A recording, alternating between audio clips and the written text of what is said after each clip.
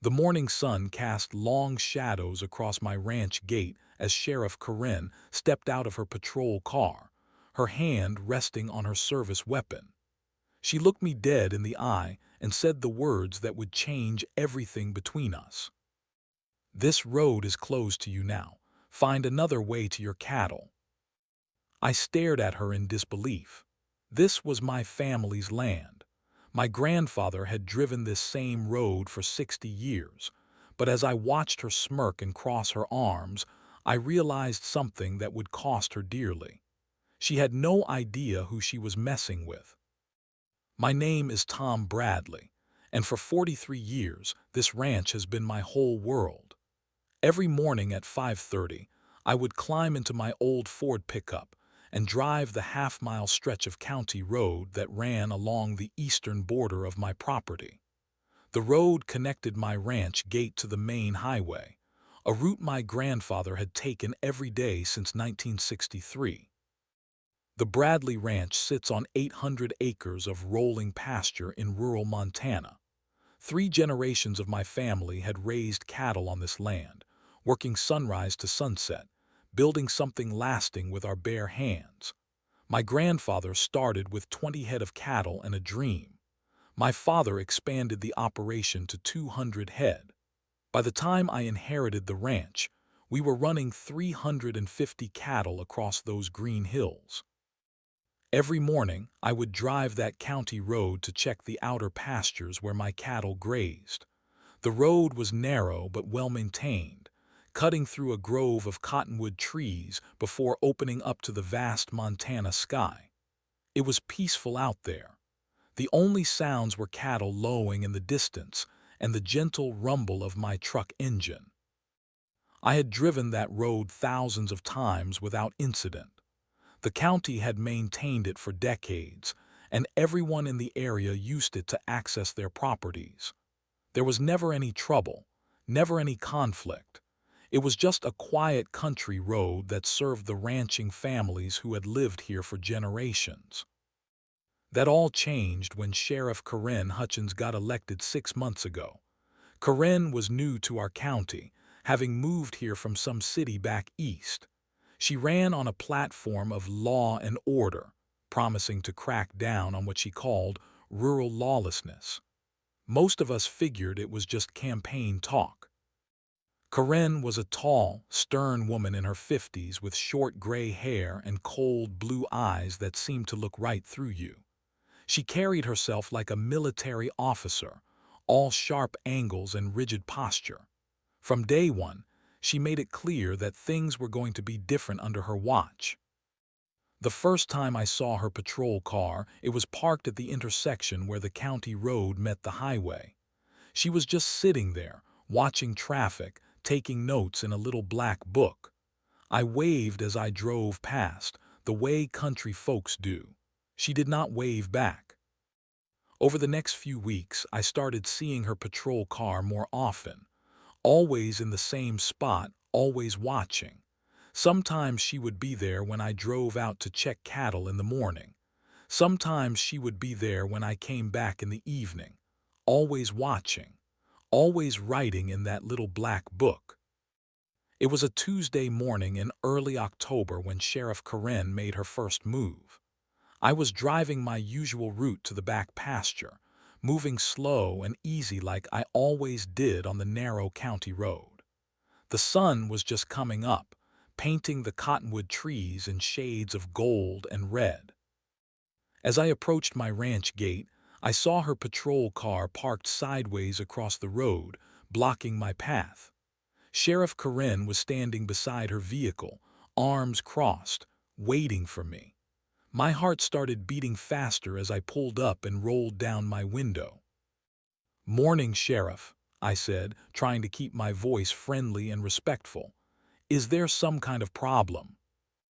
Corinne walked over to my truck, her boots crunching on the gravel. She had that cold, calculating look in her eyes that made my skin crawl. "License and registration," she said without any greeting or explanation. I handed over my documents, confused but cooperating. She studied them for what felt like forever, then looked back at me with a thin smile. "Do you know why I stopped you, Mr. Bradley?" "No, ma'am, I do not. I was just driving to check on my cattle like I do every morning." "You were speeding," she said flatly. "I clocked you at 38 miles per hour in a 25 zone." I stared at her in disbelief. The county road had never had a posted speed limit. It was a quiet country lane where you might see one other vehicle in an entire day.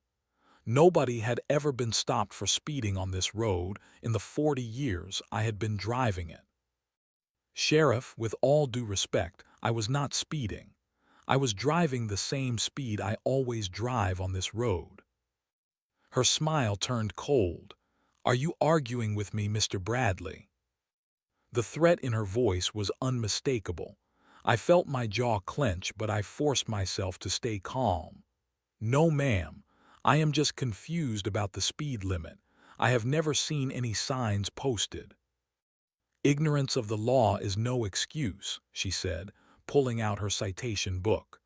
"This road falls under county jurisdiction, which means county speed limits apply. 25 miles per hour maximum."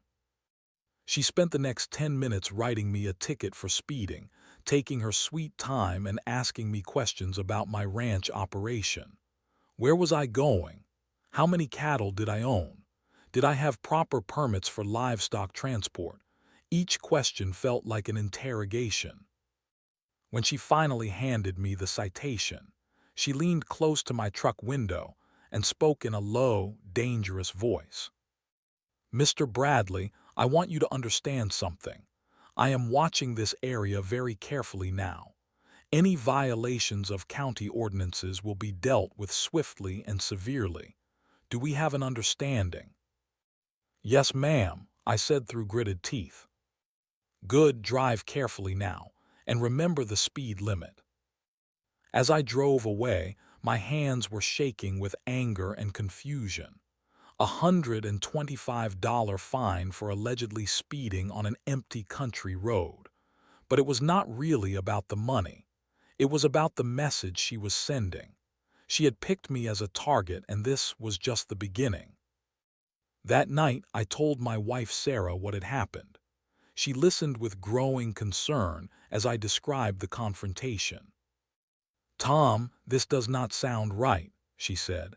"Maybe you should call the county commissioners. Find out what the actual speed limit is supposed to be." I made that call the next morning. The county clerk told me there was no posted speed limit on rural roads like mine. The default limit was 45 miles per hour unless otherwise marked.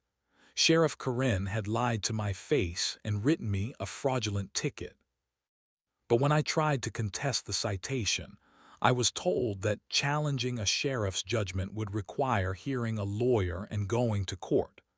The legal fees would cost more than just paying the fine.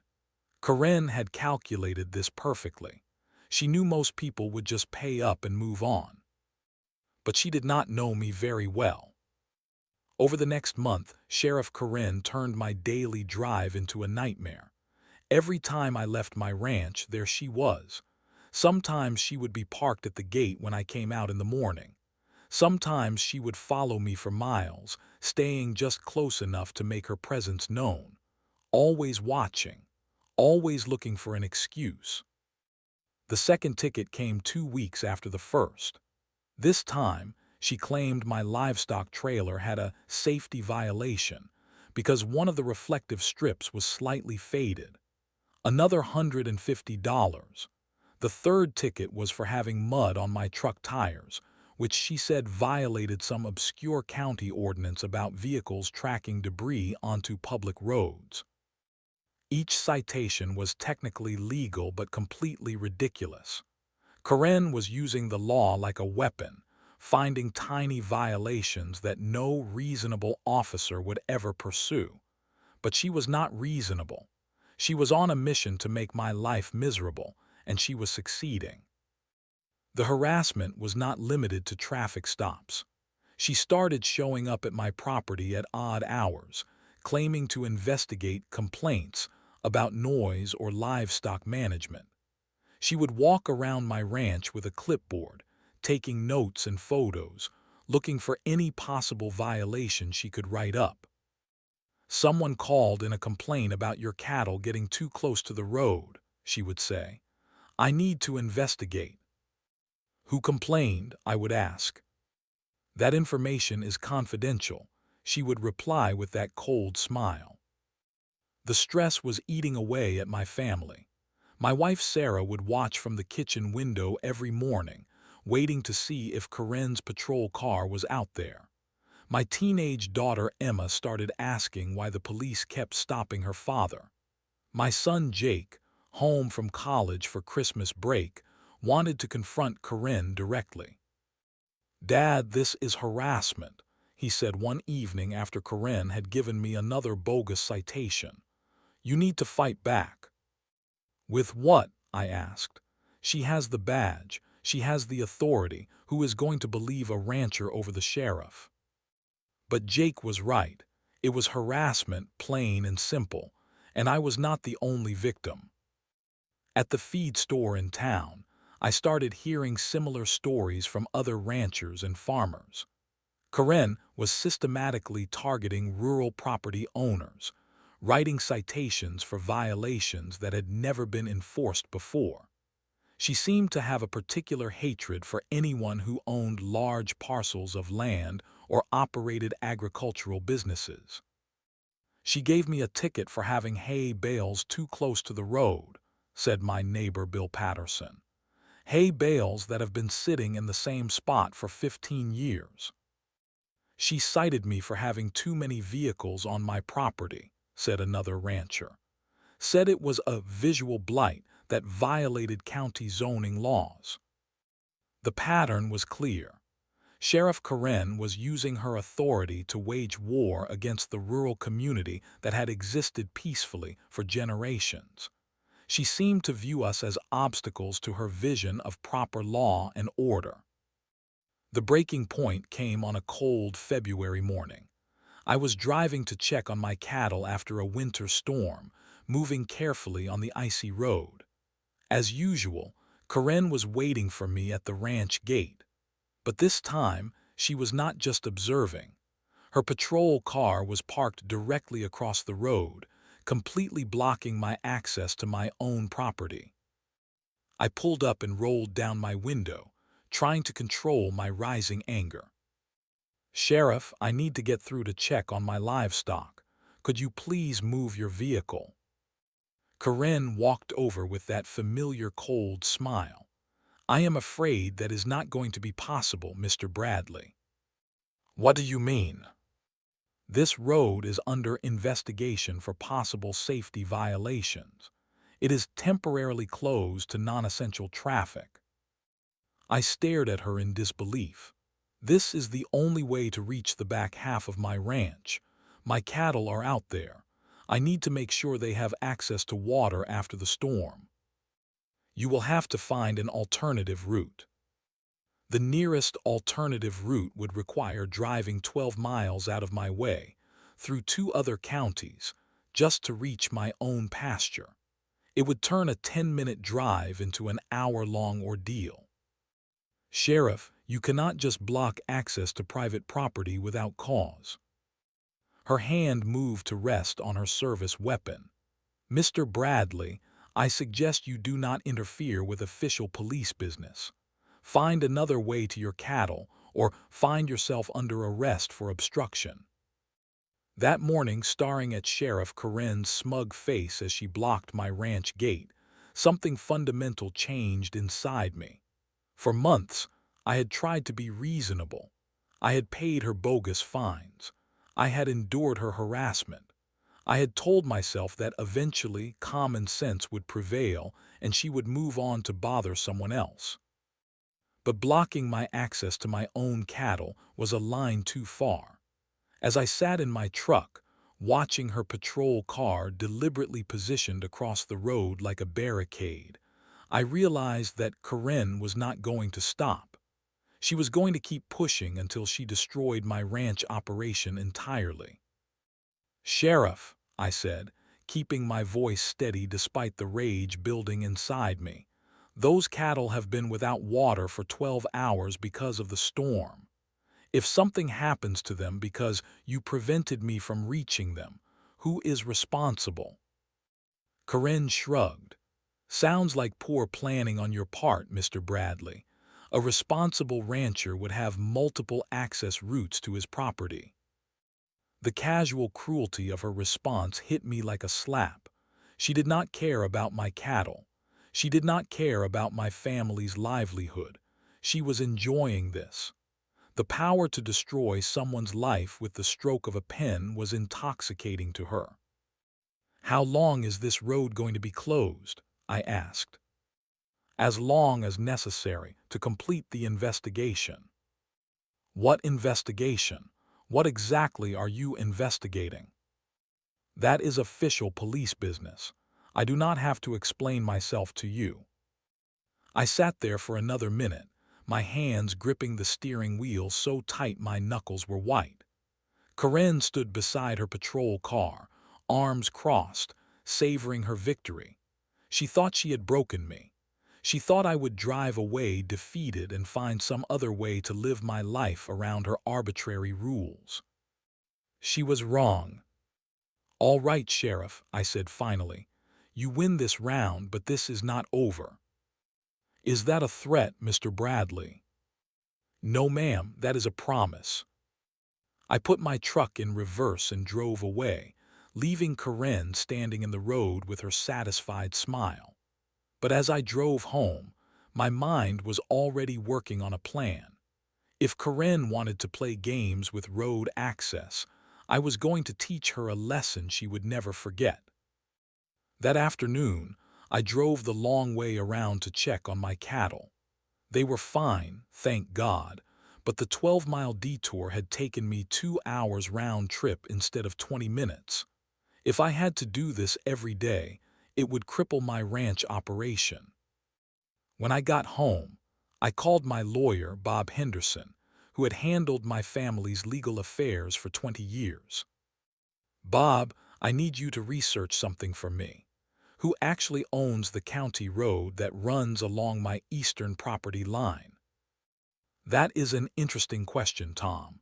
Most people assume all county roads are owned by the county, but that is not always the case.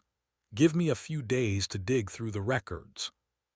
Take all the time you need. And Bob, keep this between us for now. Of course, mind if I ask what this is about? Let us just say I am exploring my options. That night, I sat at my kitchen table with Sarah, explaining what had happened at the ranch gate. She listened in stunned silence as I described Karen's latest escalation. "Tom, she cannot just block a public road like that. There has to be someone we can complain to." "Who?" "The county commissioners who appointed her. The state police who work with her every day. Face it, Sarah. The system is rigged in her favor." "So what are you going to do?" I looked out the window toward the county road where Karen had blocked my access to my own land. In the distance, I could see the lights of my cattle gathered around the water tank I had finally been able to check. "I am going to fight back," I said, "but I am going to do it smart. I am going to use the system against itself." Sarah reached across the table and took my hand. "Just promise me you will not do anything that could get you arrested." "I promise. What I have in mind is going to be completely legal, but it is also going to be absolutely devastating." Bob Henderson called me back 3 days later with information that changed everything. "Tom, you are going to find this very interesting. That county road you asked about, it is not actually owned by the county." I nearly dropped the phone. "What do you mean?" "According to the property records, the road was originally built in 1954 by a private development company. They sold the adjacent land parcels but retained ownership of the road itself, granting the county a perpetual easement for maintenance and public access." "So who owns it now?" a holding company called Mountain Vista Properties. It looks like they bought it from the original developers in 1987 and have just been collecting the county's maintenance payments ever since. It is actually a pretty smart investment. They own the road, the county maintains it, and they collect rent. My heart started pounding. Bob, is that road for sale? Well, I suppose anything is for sale for the right price. Why do you ask? I want to buy it. There was a long pause on the other end of the line. Tom, are you sure about this? Buying a road is not like buying a piece of farmland. There are easements, maintenance obligations, liability issues. I do not care about any of that. Can you contact Mountain Vista Properties and find out if they would be willing to sell? I can make some calls, but Tom, this could be expensive. We are talking about a half-mile of maintained roadway. They might want $50,000 or more. Whatever it costs, I will pay it. Bob was quiet for another moment. Does this have something to do with Sheriff Karen? Let us just say, I am tired of being pushed around on my own property. All right, I will make the calls. But Tom, if you are planning what I think you are planning, you need to be very careful. There are laws about obstructing public access, even on private roads. I understand. Just find out if they will sell. 2 weeks later, Bob called back with an offer.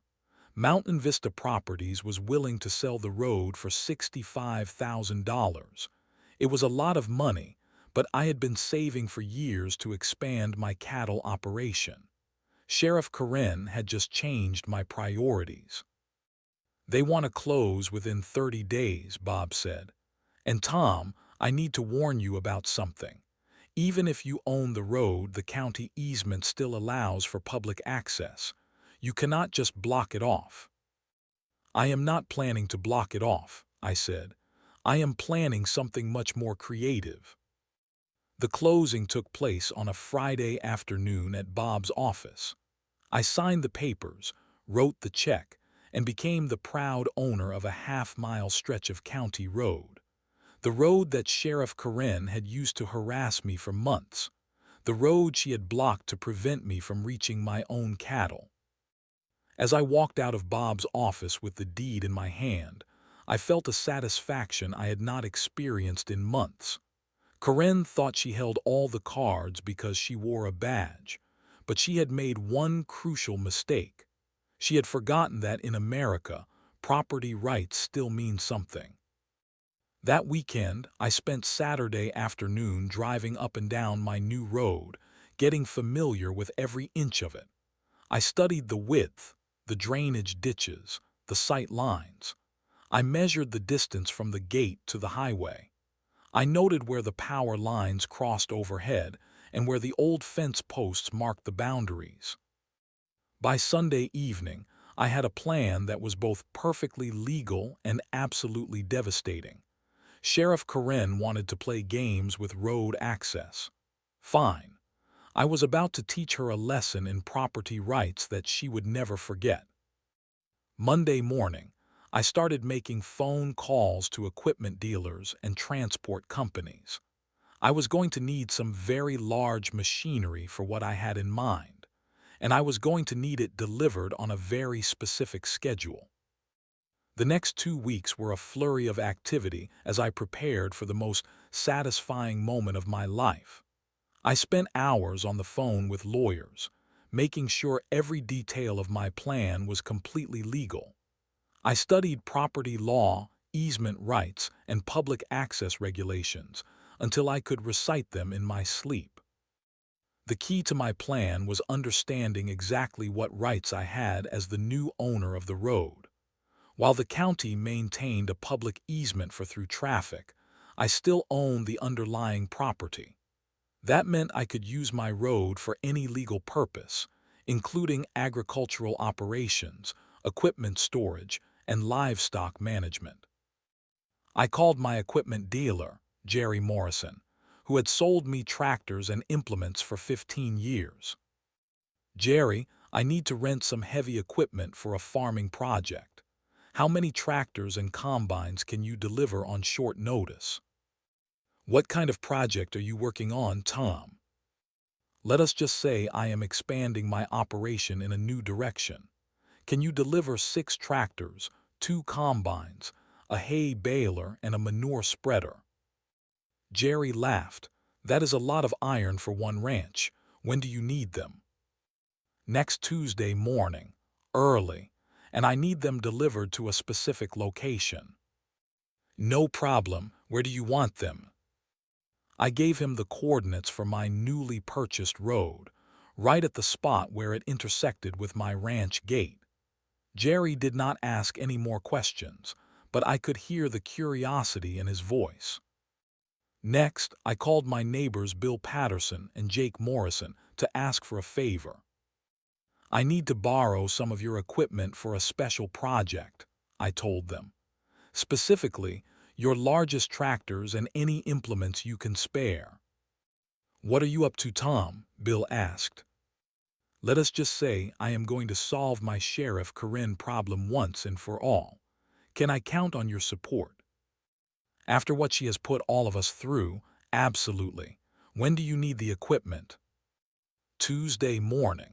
Park everything along the county road near my ranch gate. By Monday evening, I had assembled an impressive collection of farm machinery. 6 rented tractors, 2 combines, 3 hay balers, 2 manure spreaders, and 4 borrowed pieces of equipment from my neighbors. All of it would be positioned along my privately owned road first thing Tuesday morning. I spent Monday night checking and rechecking the legal documentation. The deed was clear. I owned the road. The easement allowed public passage but did not restrict my use of the property for agricultural purposes. As long as I left enough space for emergency vehicles to pass, I was within my rights to park my equipment wherever I chose.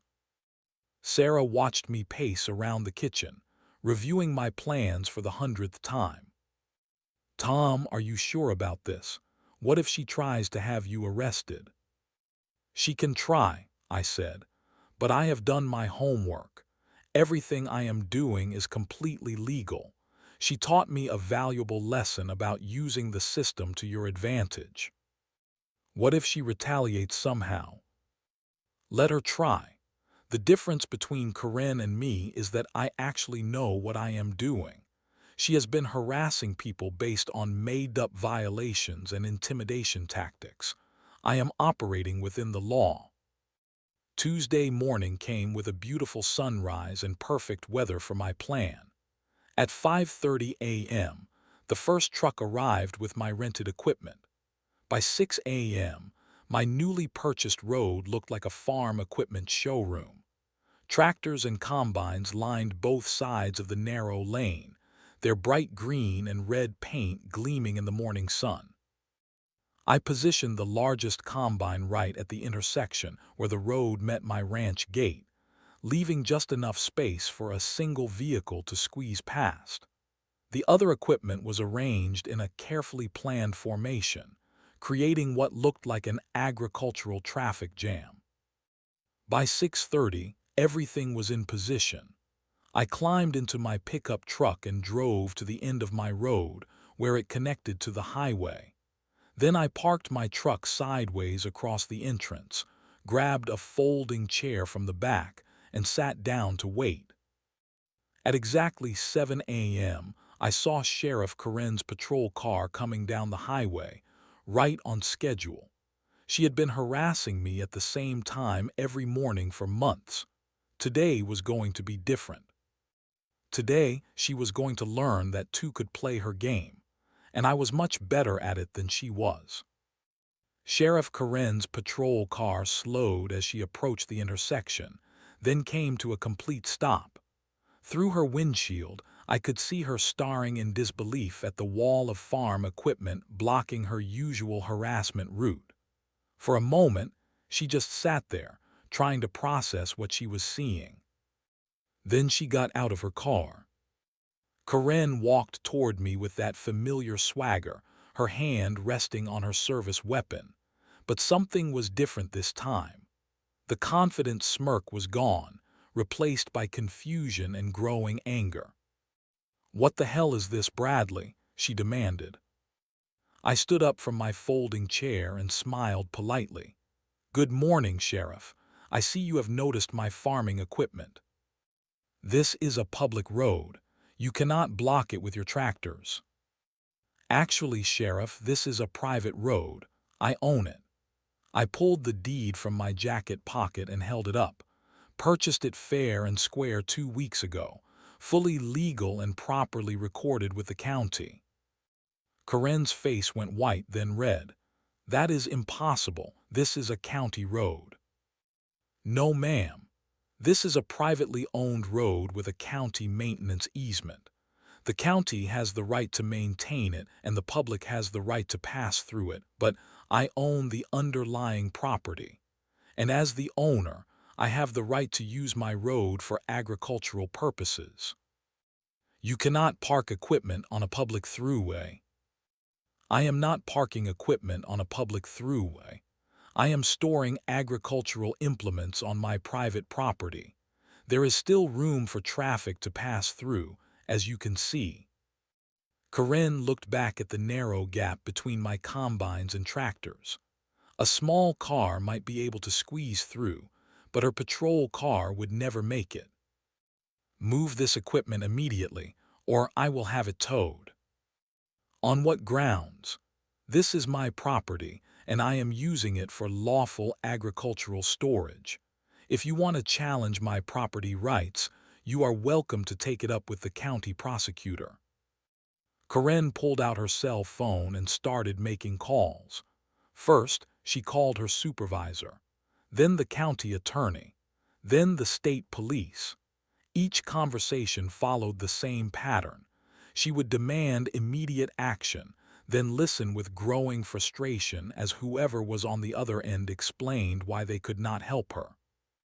While she was on the phone, other vehicles started arriving. My neighbor Bill Patterson pulled up in his pickup truck to watch the show. Then Jake Morrison arrived with his wife.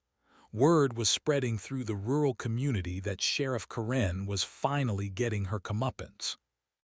After her fourth phone call, Karen stomped back over to where I was sitting.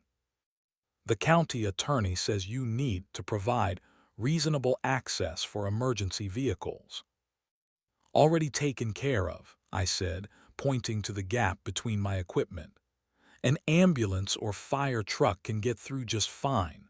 Of course, a patrol car is a bit wider than an emergency vehicle, so you might have some trouble." This is harassment. The irony was so thick you could cut it with a knife. After months of harassing me with bogus citations and road blocks, Sheriff Karen was accusing me of harassment for legally parking my equipment on my own property. "Sheriff, I am simply storing my farming equipment on my private land. If that inconveniences you, well, I suppose you will have to find an alternative route to wherever you were going." By this time, a small crowd had gathered. News travels fast in rural communities, and everyone wanted to see Sheriff Karen get a taste of her own medicine. My neighbor Sarah Chen was taking pictures with her phone. Old Pete Morrison was laughing so hard he could barely stand up. Karen looked around at the growing audience and realized she was trapped. She could not force me to move my equipment because it was legally parked on my own property. She could not arrest me because I had not broken any laws. And she could not call for backup because her supervisors had already told her there was nothing they could do. "How long do you plan to keep this equipment here?" she asked through gritted teeth. "Oh, I do not know. Farming is unpredictable. Could be a few days, could be a few weeks, could be indefinitely. Depends on my agricultural needs." This is ridiculous. Is it? Because for the past 6 months, you have been blocking my access to my own property with your patrol car. You have written me bogus citations. You have harassed my family and disrupted my ranching operation. And when I asked you to stop, you told me to find an alternative route." I stood up and looked her straight in the eye. "Well, Sheriff, now it is your turn to find an alternative route." Karen stared at me with pure hatred, but there was nothing she could do. She had been outmaneuvered by a simple rancher who had done his homework and used the system against her. The hunter had become the hunted. She got back in her patrol car and drove away, having to take a 12-mile detour to get around my equipment blockade. The same detour she had forced me to take when she blocked my ranch gate. As her patrol car disappeared down the highway, the crowd that had gathered burst into applause. For the first time in months, Sheriff Karen had been stopped cold by someone who refused to be intimidated. The news of my confrontation with Sheriff Karen spread through the county like wildfire. By afternoon, my phone was ringing off the hook with calls from neighbors, friends, and even strangers who had heard about the rancher who had outsmarted the sheriff. "Tom, you are a hero," said my neighbor Bill Patterson. "That woman has been terrorizing this community for months. Someone needed to stand up to her." The local newspaper sent a reporter to interview me about the Great Tractor Standoff, as it was being called. I explained the situation carefully, emphasizing that everything I had done was completely legal and within my property rights. "Sheriff Hutchins has been systematically harassing rural property owners," I told the reporter. "She uses the law as a weapon to intimidate people who cannot fight back. Well, I fought back and I won. For 3 days, I kept my equipment parked on the road. Sheriff Karen tried twice more to find a legal way to force me to move it, but her own legal advisors kept telling her the same thing. I was within my rights as a property owner. On the 4th day, I got a phone call from the county attorney, James Sullivan. "Mr. Bradley, I think we need to talk. Would you be willing to meet with Sheriff Hutchins and myself to discuss a resolution to this situation?" "I am willing to talk," I said, "but I want to make something clear. This ends when the harassment ends. No more bogus citations. No more blocking my ranch gate. No more intimidation tactics against rural property owners." The meeting took place at the county courthouse on Friday afternoon. Sheriff Karen sat across from me at a conference table, looking like she had swallowed a lemon. County Attorney Sullivan tried to play mediator. "Gentlemen, we need to find a way forward that serves everyone's interests," Sullivan began. "My interests are simple," I said. "I want to run my ranch without being harassed by law enforcement officers who think they are above the law." Karen finally spoke up. "Mr. Bradley, I was simply enforcing county ordinances. If you felt I was being unfair, you should have filed a complaint through proper channels." "I tried proper channels. You ignored them, so I used property law instead. Seems to have gotten your attention." Sullivan cleared his throat. "Sheriff, perhaps we could discuss modifying some of the enforcement priorities in rural areas. Focus on actual safety issues rather than minor technical violations. And perhaps," I added, "the sheriff could acknowledge that rural property owners have rights that need to be respected." After 2 hours of negotiation, we reached an agreement. Karen would stop her systematic harassment of rural property owners. In exchange, I would remove my equipment from the road and allow normal traffic flow to resume. "But understand this," I told Karen as we shook hands. "I still own that road. If the harassment starts up again, my tractors will be back, and next time I might not be so reasonable about emergency access." The following Monday, I had all the equipment removed from the road. True to her word, Karen stopped her harassment campaign. I drove my usual route to check cattle without incident. No more bogus citations. No more intimidation tactics. No more blocking my ranch gate. 6 months later, Sheriff Karen announced she would not be seeking re-election. She took a job with a police department in another state, far away from the rural community she had tried to control.